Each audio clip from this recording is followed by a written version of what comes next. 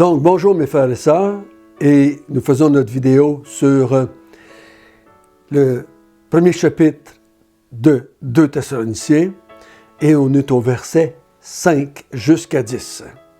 Et sur ces 5 versets, nous allons faire 3 vidéos sur le thème de l'apparition du Seigneur Jésus. Prions ensemble. Notre bon Père du ciel, ceci est l'espérance de tes enfants. Voir venir Jésus sur des nuées. Voir Jésus venir accomplir toutes les prophéties de la fin des temps. On te demande que tu puisses nous encourager, nous fortifier, nous consoler avec ces versets. Au nom du Seigneur Jésus, Amen.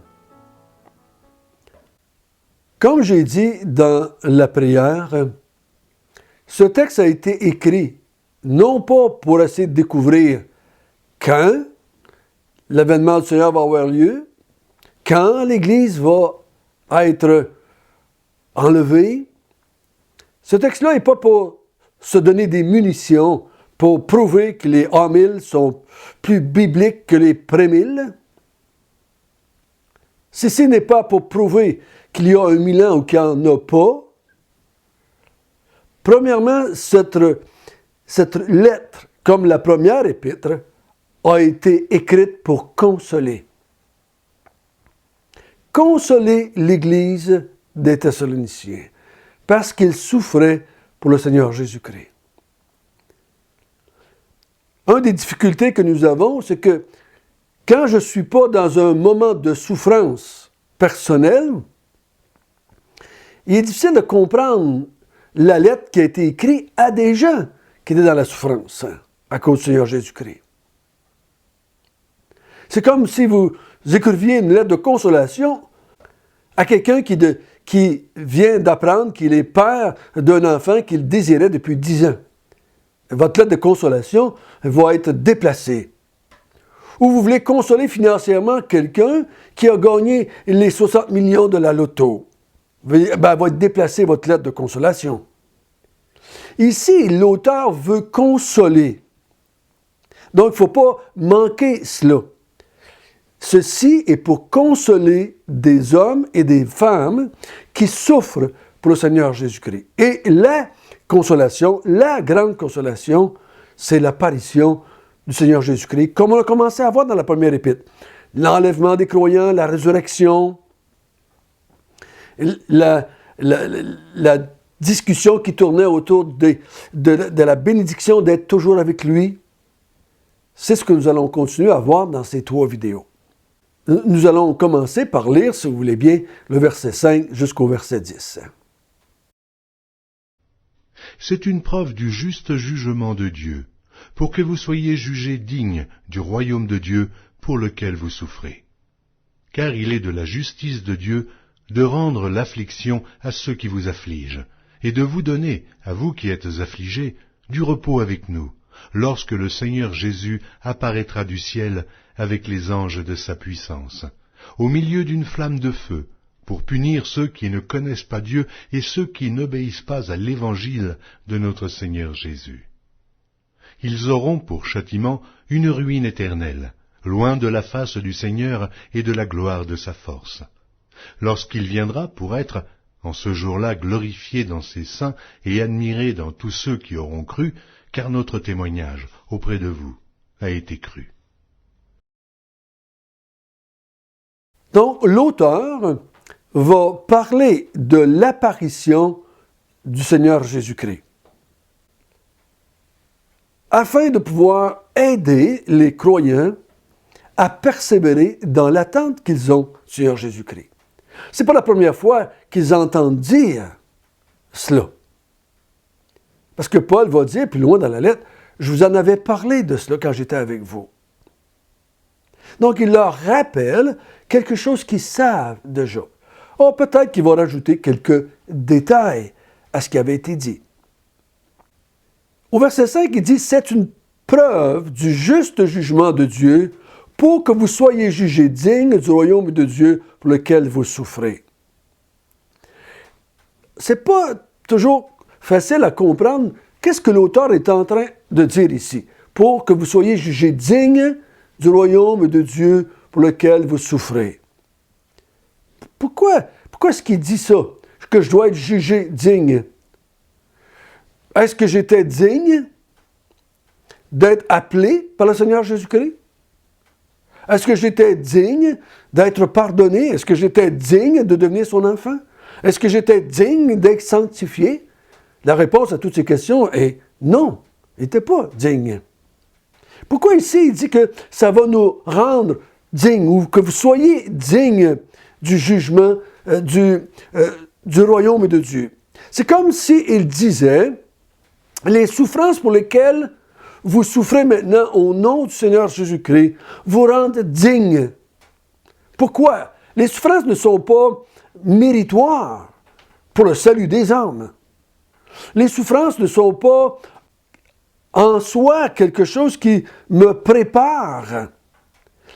Mais c'est la persévérance dans la souffrance qui sont subies au nom du Seigneur Jésus-Christ qui me rend digne.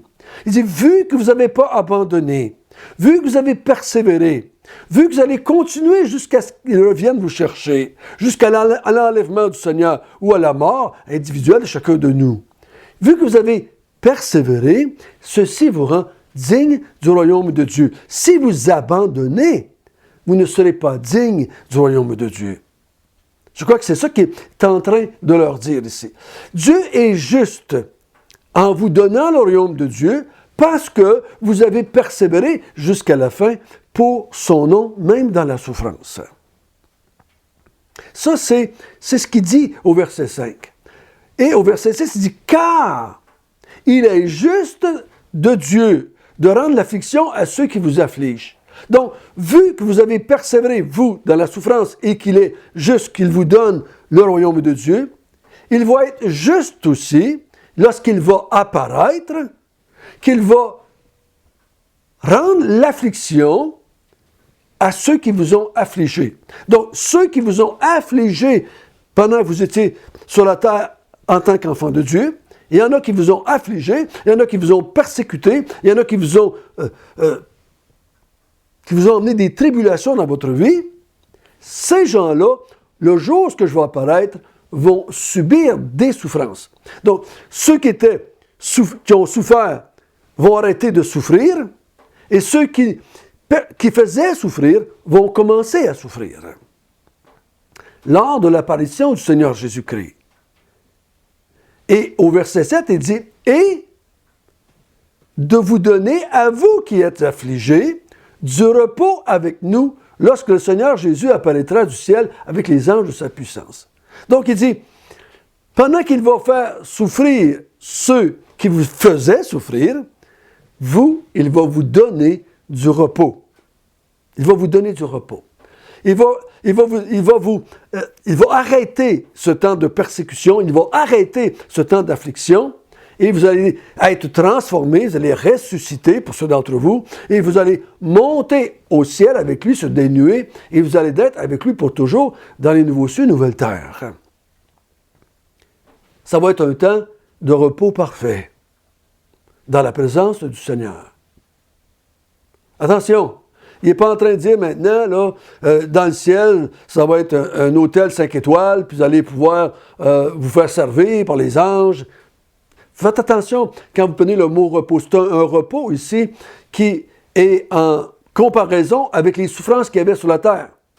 Donc, vous allez maintenant pouvoir vivre votre adoration, vous allez pouvoir servir le Seigneur, vous allez pouvoir louer le Seigneur sans être persécuté, sans être affligé. Donc, le repos va venir du fait qu'il n'y aura plus de persécution ou de tribulation ou d'affliction à cause qu'on adore et qu'on sert le Seigneur Jésus-Christ. Quand est-ce que cette souffrance a-t-elle commencé pour eux? C'est le jour où ils ont décidé de rejeter les idoles qu'il y avait dans leur vie, d'abandonner les idoles pour se tourner vers le Dieu créateur de ce monde, leur Dieu, pour le servir. Quand ils ont rejeté aussi tout autre moyen pour être sauvé que Jésus lui-même. Donc, automatiquement, les souffrances ont commencé et le monde a commencé à les affliger, à les faire souffrir du moment où ils ont rejeté leur ancienne foi et qui ont commencé à croire que le Seigneur Jésus-Christ était l'unique nom pour lequel ils pouvaient être sauvés et pardonnés et régénérés par le Saint-Esprit. Voyez-vous? Donc, c'est dès ce moment-là que le monde a commencé à les faire affliger. Leurs chums, leurs amis, leurs épouses, leurs conjoints, leurs enfants, leurs voisins ont commencé à les rejeter, à les faire souffrir au moment même qu'ils ont décidé d'abandonner. Du moment où ce que tu dis que tu ne crois plus à ce que la société croit, la société va réagir automatiquement. Parce qu'elle n'accepte pas, parce que votre rejet des idoles, de votre ancienne religion, sans même le dire, les condamne et leur dit « Je ne crois pas que ça que c'est vrai, et donc je me tourne vers quelque chose quelque chose que je crois qui est vrai. La vérité en Dieu et en Jésus-Christ. »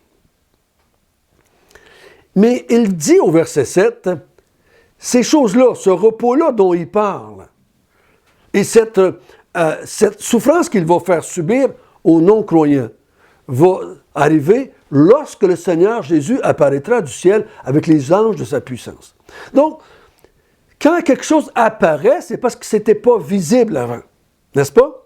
Donc, Jésus était dans le ciel, dans la présence de Dieu, qu'on ne peut pas voir avec nos corps humains, avec nos yeux de chair, mais à ce moment-là, les êtres humains, les vivants, les ressuscités, les non-croyants vont voir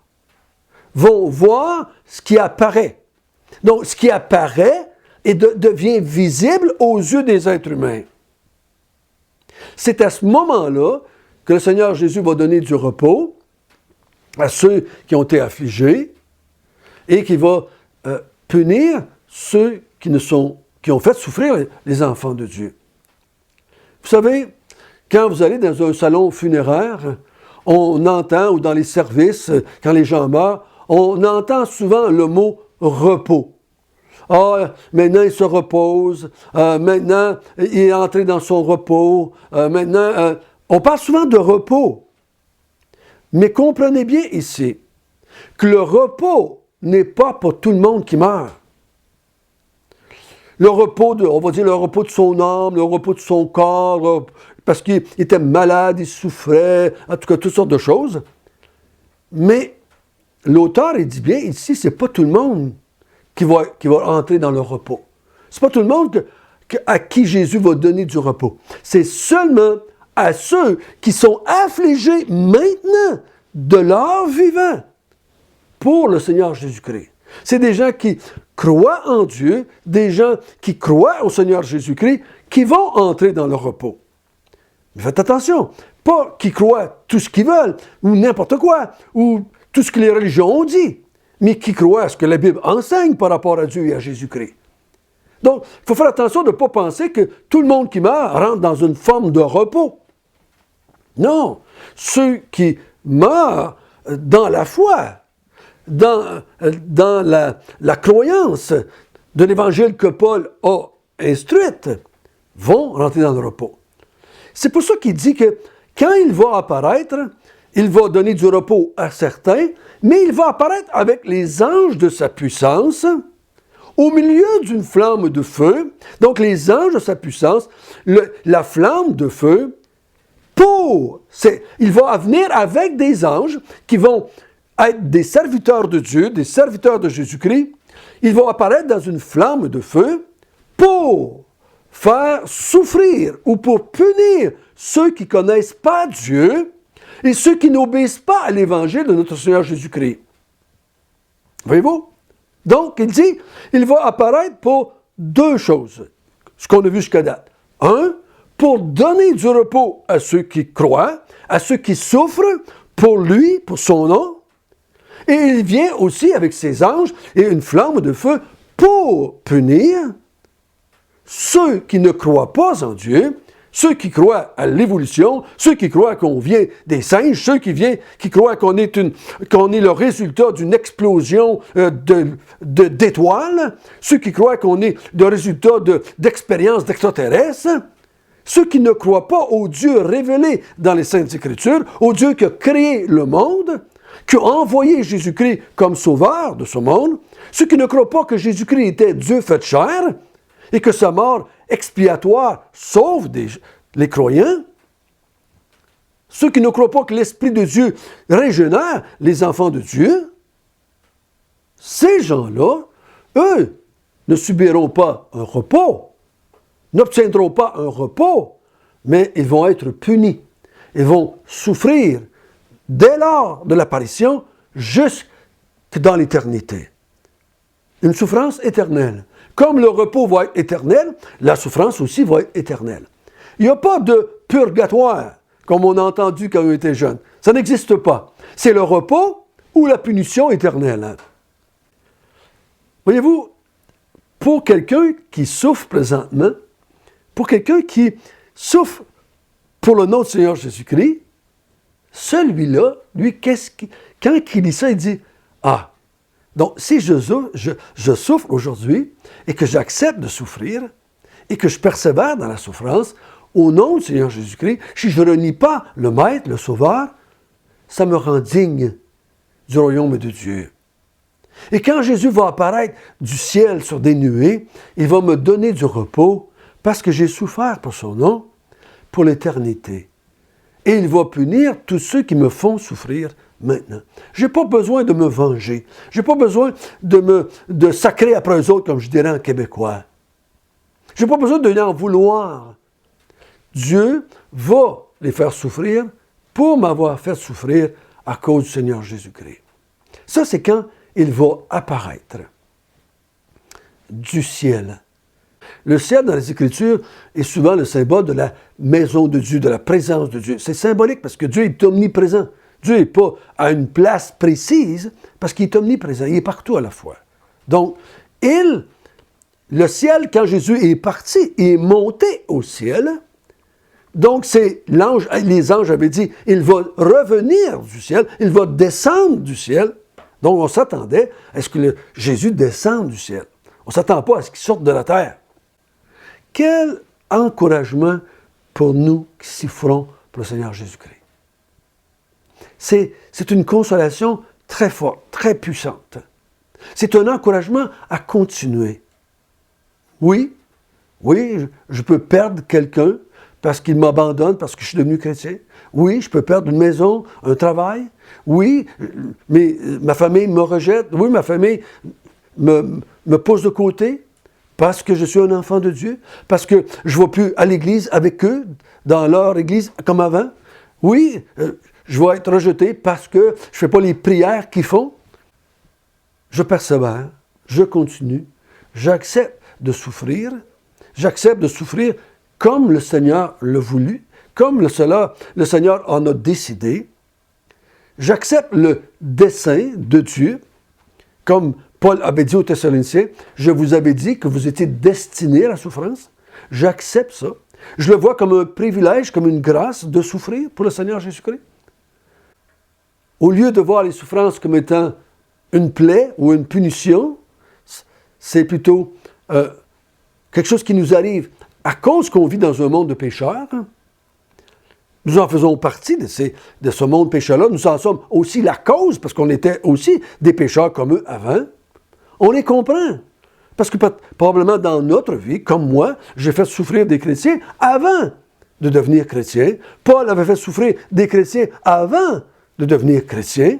Donc, les souffrances que nous avons dans ce monde, servent dans notre texte ici à me rendre digne du royaume de Dieu.